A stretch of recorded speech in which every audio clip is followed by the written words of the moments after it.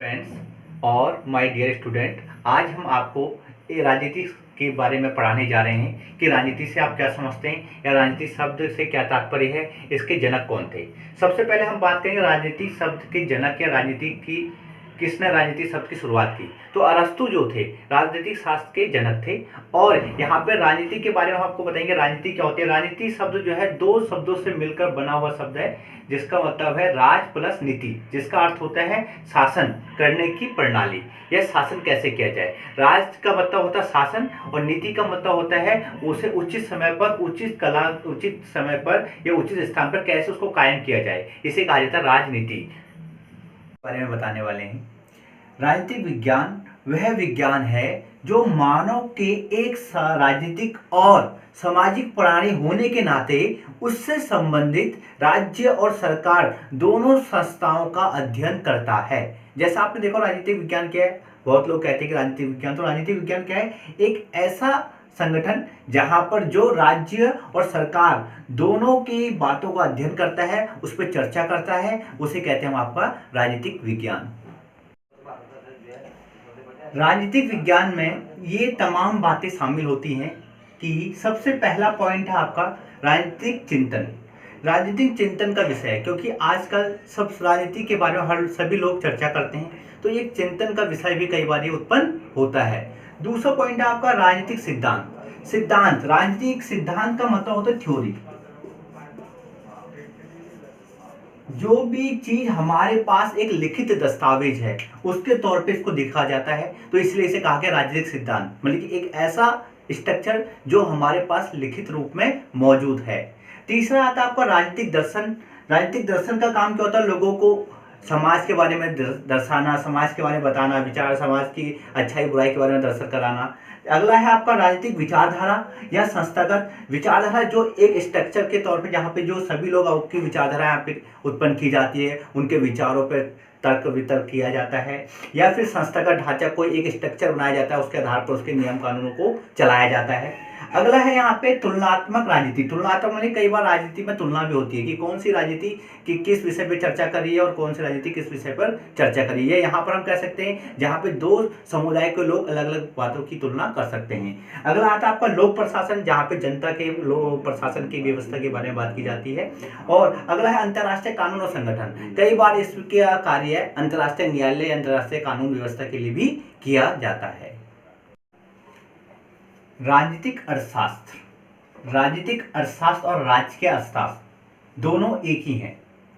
अब मैं आपको बताने जा रहा हूं कि राजनीतिक अर्थशास्त्र से क्या अभिप्राय है या राजनीतिक अर्थशास्त्र आप क्या समझते हैं। तो राजनीतिक अर्थशास्त्र या राजकीय अर्थशास्त्र किसी समाज में राजनीतिक और आर्थिक सत्ता के बंटवारे की जानकारी देते हैं। यह जो राजनीतिक अर्थशास्त्र है और आर्थिक मतलब हमारी अर्थव्यवस्था, अर्थव्यवस्था का वाली जहां पर अर्थव्यवस्था की बात है वहां आ गई मुद्रा, मनी, फाइनेंशियल, क्योंकि जब पैसा होगा, मुद्रा होगी, तब अर्थव्यवस्था अच्छी होगी, और जब पैसा नहीं होगा, पैसा कम होगा, तो अर्थव्यवस्था खराब होगी।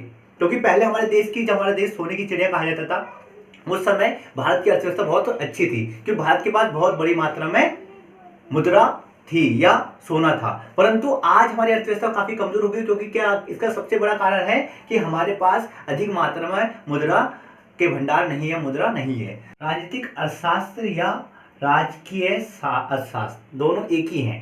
हम इसे राजनीतिक अर्थशास्त्र भी कह सकते हैं या राजकीय। राजकीय का मतलब हो गया जहां पर किसी का शासन हो, उसे भी एक राजकीय अर्थशास्त्र कहा जाता है।